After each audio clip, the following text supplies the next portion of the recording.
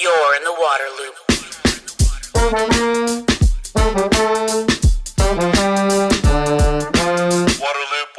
Waterloop. Welcome to Waterloop, the podcast helping water leaders to discover solutions and drive change. I'm the host, Travis Loop. This episode is part of a series, Funding to Fight Lead. There are perhaps 10 million lead service lines in the ground in the U.S., and it may cost $50 billion to remove them. The series explores financing lead service line replacement, technical assistance for under-resourced communities, and examples of successful approaches. This episode is about how Denver did it. When Denver Water decided to replace 64,000 to 84,000 lead service lines over 15 years, the question arose of how to pay for the work. The utility ultimately decided to use public funds for the work on private property. The decision came after much research into the financial approach and clarification that it was permissible from the Government Accounting Standards Board. As discussed in this episode with Angela Bricmont, Chief Financial Officer of Denver Water, and Ed Harrington, former president of the Government Finance Officers Association.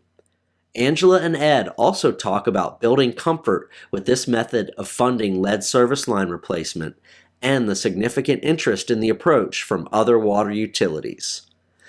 Before starting the episode, I want to mention that Waterloop is a nonprofit media outlet and that this series is supported by 120 Water, leadcopperrule.com, and Blue Conduit. I'm going to briefly talk about their work on lead and then start the conversation. Waterloop. 120 Water is the only end-to-end solution for implementing the lead and copper rule revisions. They currently work with over 600 water systems, ranging from rural water communities that serve less than 3,000 people to major cities like Denver, Pittsburgh, and Newark. They also manage city and statewide drinking water programs, such as lead in schools and daycares. 120 Water is a digital water platform with cloud-based software, products such as water testing kits, lead validation kits, and remediation kits, and services that water systems and state agencies use to execute water quality programs. Learn more at 120water.com. Waterloop. The lead and copper rule doesn't just create compliance challenges for water utilities, it also creates several public information flashpoints that put the reputations of utilities at risk. Leadcopperrule.com can help your utility stay ahead of the lead and copper rule for years to come. Their proven communication plans and products are ready in an instant, and their expert staff can guide your response to any lead information emergency. Be ready to protect the public's trust in your water from day one. Visit leadcopperrule.com today to set up your free initial consultation. Waterloop. Blue Conduit is a water analytics company that has developed a cutting-edge, predictive machine learning approach to locate lead service lines, empowering local officials and their engineering partners with the information to efficiently remove those pipes.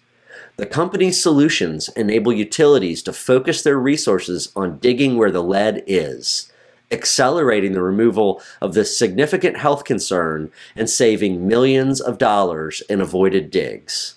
Since 2016, the Blue Conduit team has worked with more than 100 municipalities and inventoried over 1.8 million service lines, which serve more than 4 million people. Visit blueconduit.com. You're in the waterloop. Angela, so glad to talk to you for this podcast. I'm a longtime fan of Denver Water. You guys are one of the great utilities out there, so excited to talk to you on that respect. And then you've really taken a big leadership role when it comes to tackling lead pipes.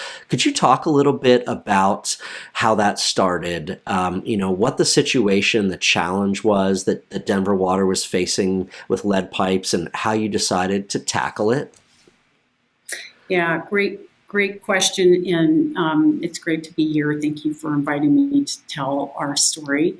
So back in 2012, Denver Water had an exceedance, and at that time, I think we were just at the beginning of the journey. We were looking for How do we approach this? What's the best answer?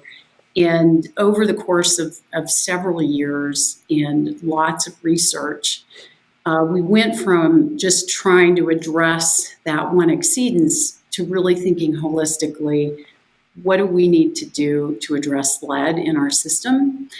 And in 2019, through a series of discoveries and really coming to an understanding of what is the problem and what's the cause of the problem, and what's the best thing, we entered into an agreement that had us, in essence, getting lead out at the source. And that means replacing the lead line, not just a partial replacement, but a full replacement at no cost to our customers.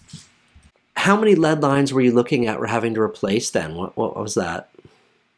So, of course, not everybody has a full inventory, and we're still building that. But our estimate is it's anywhere from 64 to 84,000 that we need to replace. That's a high number. That's a high number for sure. Okay, so inventory's tough, figuring out where they are, going about this work, communicating with the public, all these challenges. One of the big challenges is how to pay for this work, right? How did you look at that challenge? How did you evaluate the options? What were the options, and which path did you decide to go down with financing this work? Yeah, I have to step back from that, because I will say a key motivator for me to go down the path of understanding, okay, how are we going to pay for 64 to 84,000 lead lines, was knowing at the very beginning of this journey that when you compare your different options for how to address lead, do you do partials? Do you have the customers pay? Do you do it all at your cost? One of the things that we looked at was, what is the entire cost to the customer at the end of the day? And the path we were headed down was replacing them as we found them. That would have been maybe 75 years plus, versus getting them all out, seeing those efficiencies happen from replacing them more quickly. And added to that is, if we had gone down the approach of putting orthophosphate in the system, we would have had to continue to use chemical for years to come. So adding cost downstream on the wastewater side, and then you add into that stormwater and the potential environmental impacts of having that, in essence, in our system forever. So before we even talked about financing, we were analyzing what's the all-in cost to the customer if we let it just happen, replace as we go, add additional chemicals, deal with the additional treatment cost, versus just getting it out and getting it out within 15 years. So we did that analysis up front. It's actually less expensive to remove lead and do it on that 15-year timeline. So once we'd proven that, then we got to the challenge of, how do you fund that? And I will say the very first, what I thought was a barrier to going down that path was whether or not we could finance it, because we did not want this to be something that had a huge impact to our customers in their monthly bill. So as I started looking at that, I remember talking to the folks at Water Now and saying, I'm not sure how we're going to do this. And Cynthia from Water Now sent me this article that really talked about an accounting rule that allowed you to capitalize private asset that was delivering a public good, in essence. And the cash for grass article is what I call it. That's where I became very intrigued that you could actually put private assets on your books and not be responsible for maintaining them. Talked to my accountants, and we all kind of scratched our heads saying, this can't be true, we surely we would have known about this accounting rule, and decided we needed to hear more, which is when we reached out to Ed Harrington. Yeah.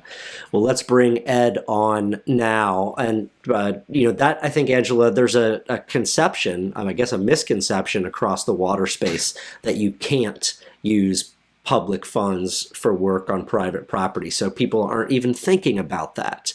And that's probably just what was in your head, that common held belief. And luckily, that has been smashed down here.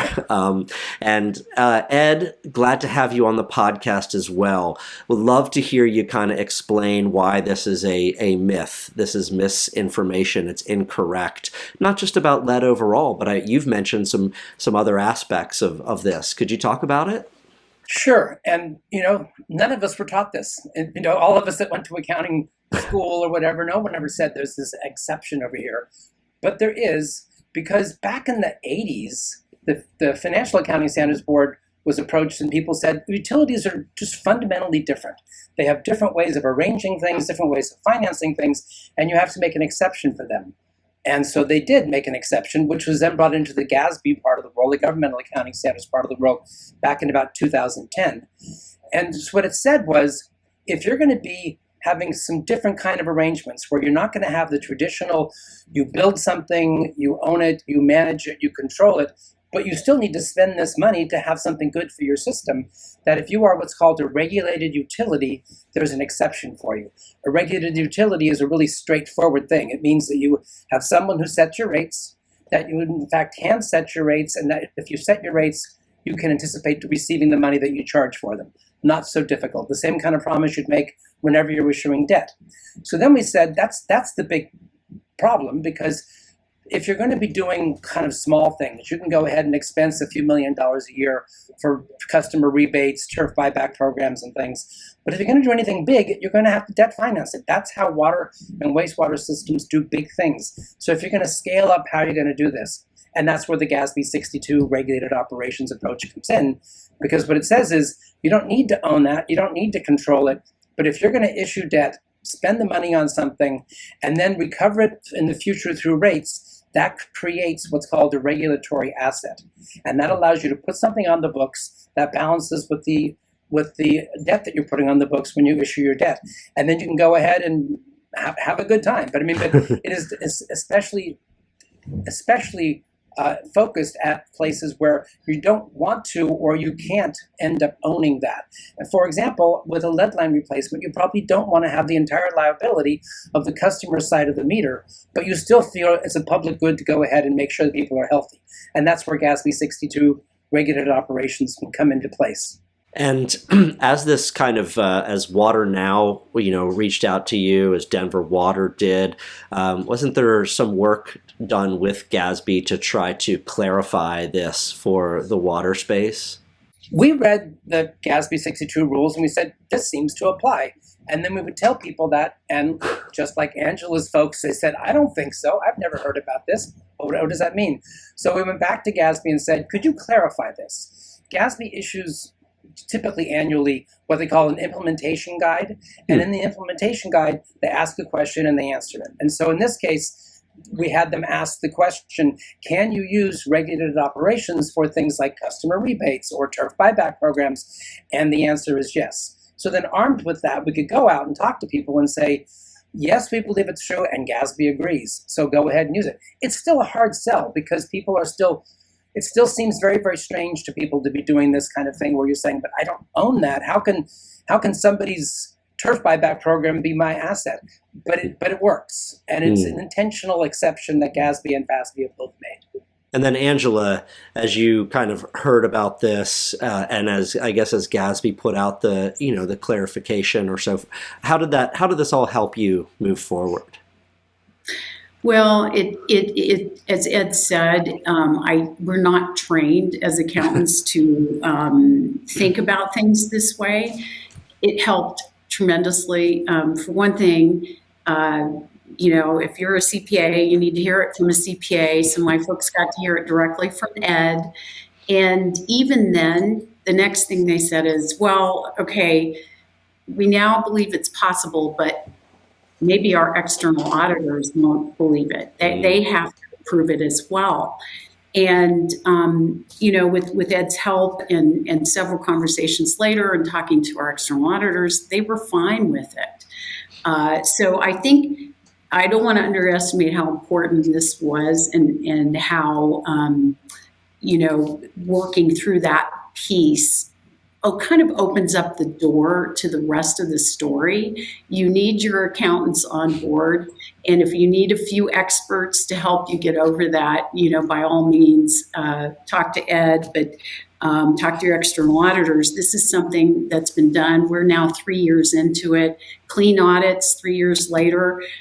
We have a regulatory asset on our books and we're depreciating it. Were there any other examples out there of utilities doing maybe not the lead piece, but other types of work that fell under this provision, if you will? Ed? There's actually a number of them. One of the more interesting ones in Los Angeles, the Los Angeles water system is separate from the Los Angeles wastewater system, the sewer system. The sewer system was going to be building a new treatment plant. The water folks said, hey, if you built that treatment plant to have a higher treatment capacity, and if you also did it to a higher level of cleanliness, instead of putting the water out into the ocean, we could put it back in the aquifer. We could go ahead and pump it back out of the aquifer, and it would be clean water for us. But they said, the wastewater folks said, well, we don't have the money to do that. The water folks said, we don't want to run your wastewater treatment plant. They used GASB 62. They issued debt on the water system.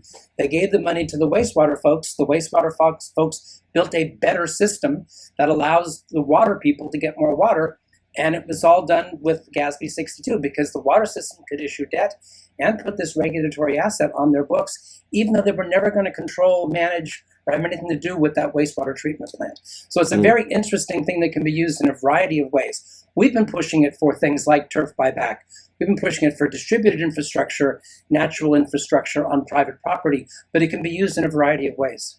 And so, Angela, you get this permission clarification from GASB. Were there any other hurdles with taking this financing approach for replacing lead service lines? There was one other one that Ed may be aware of, and that is that anytime you are providing a service, a good for someone else, there's always this question of, well, do you need to send them a 1099? Did we just create a taxable event in some way? And I don't know, Ed, if you were involved in trying to reassure folks that, no, you don't have to do that. But Water Now has a whole section on their website that addresses why this isn't a taxable event. You don't need to send a notice to an individual if they receive a replacement of their private service line. It's a similar discussion to what often people say, is that a gift of public funds? Are you giving something that somebody else is going to own? What we've really come back to is it's a public good. The entire reason for doing this is for the public good of the entire system. And that's why you can issue debt for the whole system, and that's why you can do things on private property, because it's not for those people, it's for all of us collectively and as part of the system to make it work. Is there, in the way that GASB put out, a memo to kind of make people feel better, is there something the federal government could do on this front to help the water utility space feel better about that aspect? Well, I know that Angela went to the IRS and talked about this. You should be clear. There's two different definitions of asset that you're dealing with here. The IRS wants to see something actually happening in the ground, or typically a tangible asset for the public good. They don't care about ownership. They don't care about management. They want to make sure something in the real world happened. And so that's the test you meet for the IRS. Then you have the accounting test, and that's where GASB 62 comes in. People sometimes conflate the two, but they really are two different tests that you're having to reach. If the federal government could make the IRS test much more straightforward and much more obvious for people, that would probably be helpful. Gotcha. Thank you very much. Angela, I'm curious, as Denver Water decided to take this approach, replacing private lead service lines using public dollars that, the whole ratepayer base was going to be part of funding, right? What was just the reaction from your customers as this was kind of put out there? Uh, so you would think that this was totally straightforward and seamless program that we launched. But I cannot emphasize how important it was that we told the story to the customers about, why are we doing this now, and how long has it been a problem, and how, that quickly turned into, well, how soon can you come to my neighborhood? So I think it's important that, for sure, the public's been incredibly supportive and of our program. We have a filter that we need to get out there and educate customers how to use until their line is replaced. So a lot of communication, education, and outreach went into explaining to the customer what we were doing and why. And we've had tremendous support for the program. And again, it's not due to chance. It was due to making sure that we got their trust about what we're doing and why. Sure, absolutely. What about other utilities? Now that they've seen Denver Water take this approach to financing lead service line replacement, have you heard from other utilities around the country asking how'd you do that and having a reaction to it? We have, and in the early days, we started this program in 2000, so it was had some additional challenges there. In the early days, there wasn't a lot of interest, and certainly we're not the first utility to do this in the nation, but that interest has picked up to where I would say we get calls every week, not only on how do you finance it, but how do you talk to your customers about it? How do you even find the lines? And what kinds of what are the tools you have to make this a success? I like to say, this is a huge opportunity to actually reach customers you don't normally get to reach. And so there are lots of aspects of a successful program. Yeah. One of the most important aspects of a successful program is having people like Angela who are willing to take a risk, who are willing to try to figure out how to do something different. Because what we often run into is people say, well, we've never done it before. It's like, yeah, okay. But you take somebody who's smart enough and risk-taking enough to go out and say, but we could do it, right? Let's go ahead and give it a try. And that's probably, in some ways, a bigger hurdle than the technical aspects of it. I was going to just ask for any advice you might have for other utilities that are now considering this, how they should approach it, what they should do to kind of, cross their T's, dot their I's, all the things the financial people like to do.